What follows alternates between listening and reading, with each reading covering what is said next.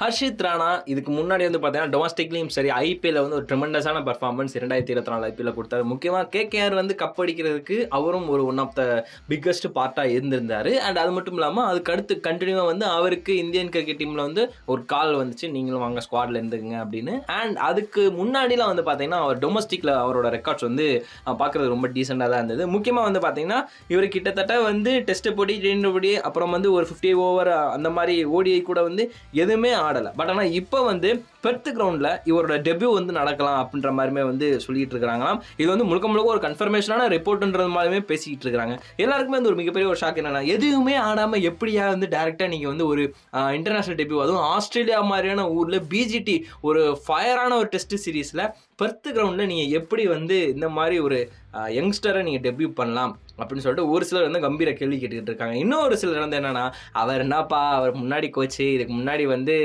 கோச்சாக இருந்தவர், அவரோட செல்லப்பிள்ளை வேற, ஸோ எப்படியும் ஆப்பர்ச்சுனிட்டி கிடச்சிரும் அப்படின்ற மாதிரிமே வந்து இன்னும் ஒரு சிலர் வந்து பேசிக்கிட்டு இருக்காங்க. பட் ஆனால் ஸ்டாட்ஸ் படி ஒன்று போனோம் அப்படின்னா, இதுக்கு முன்னாடி இந்தியா மேட்ச்சு, அதுக்கு முன்னாடி துலீப் டிராபி, அதுக்கப்புறம் வந்து ஒரு இரானி கப்பு, ஒட்டுமொத்தமாக சேர்த்து எல்லாத்துலேயுமே வந்து ஒரு டீசெண்டான பர்ஃபார்மன்ஸ் தான் கொடுத்துருக்காரு. முக்கியமாக வந்து இந்தியா ஆஸ்திரேலியா அந்த மேட்ச் இருக்கு இல்லையா, ஸோ அந்த அன்அஃபிஷியல் டெஸ்ட்லையுமே வந்து கிட்டத்தட்ட எக்கச்சக்கமான பவுன்சர்களையும் ஒட்டுமொத்தமாக ஆஸ்திரேலியன் பேட்டர்களை திணறடிச்சதுனாலையும் இந்த ஒரு நல்ல ஒரு மதிப்பு இருக்குது அப்படின்ற ஒரு கணிப்புலையுமே வந்து இவரை எடுத்திருக்கிறதாகவுமே வந்து முழுக்க முழுக்க சொல்லப்பட்டுக்கிட்டு இருக்குது. ஸோ இது வந்து அஃப்கோர்ஸ் ஒரு உண்மையான ஒரு ரிப்போர்ட்னு வச்சுக்கோங்களேன். பட் ஆனால் இதனால் வந்து யார் வெளியே போவாங்க? சிராஜ் நீங்கள் உட்கார வைப்பீங்களா, இல்லை ஆகாஷ் தீப்பை உட்கார வைப்பீங்களா?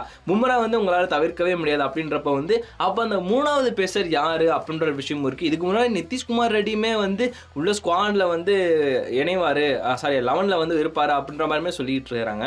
பட் அப்படின்னு இருக்கிறப்போ இது இரண்டாவது ஒரு டெபியூவாக இருக்குமோ அப்படின்ற ஒரு குழப்பமே போய்கிட்டு இருக்குது.